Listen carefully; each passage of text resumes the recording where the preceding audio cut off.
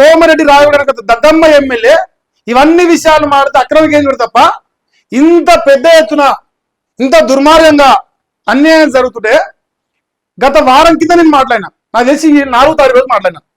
ఇలా 5 రోజులుగా వస్తుంది. 5 రోజులకెళ్ళి దీనిపైన ఒక మాజీ ఎమ్మెల్యే పోరాటం చేస్తుంది తప్ప ప్రస్తుత ఎమ్మెల్యే మునగాడైన ఎమ్మెల్యే అని చెప్పుకున్న సిగ్గుదప్పిన సన్నాసి రాయగోబడి తిని పంతాడు.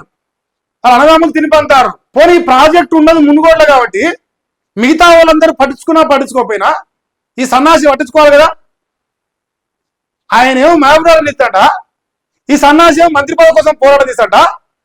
మునుగోడు డెవలప్ కాలేదు, అత్యంత వెనుకబడిన ప్రాంతం, అభివృద్ధికి నోచుకోని ప్రాంతం అని చెప్పి సిగ్గు లేకుండా 25 ఏళ్ళు కమ్యూనిస్టు పరిపాలించరు, ఓ 40 ఏళ్ళు కాంగ్రెస్ పరిపాలించింది, అందరూ సన్నాసులు అని అదే కాంగ్రెస్ సన్నాసి అలా ఎమ్మెల్యే రాయగోబట్టి ఒప్పుకుంటున్నాడు.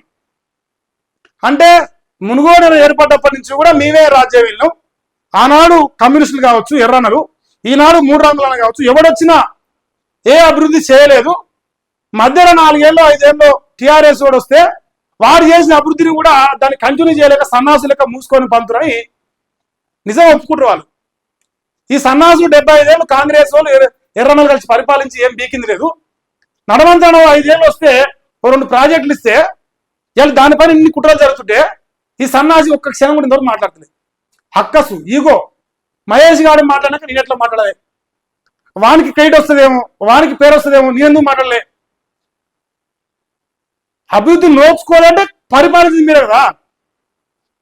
పాలన చేసింది, పరిపాలించింది, రాజ్యం ఎక్కింది, పోస్తామని నీ లెక్క పోటు మోగం లెక్క మాట్లాడారు మీ వాళ్ళే, కాంగ్రెస్ వాళ్ళు, ఎర్రజెండా వాళ్ళు.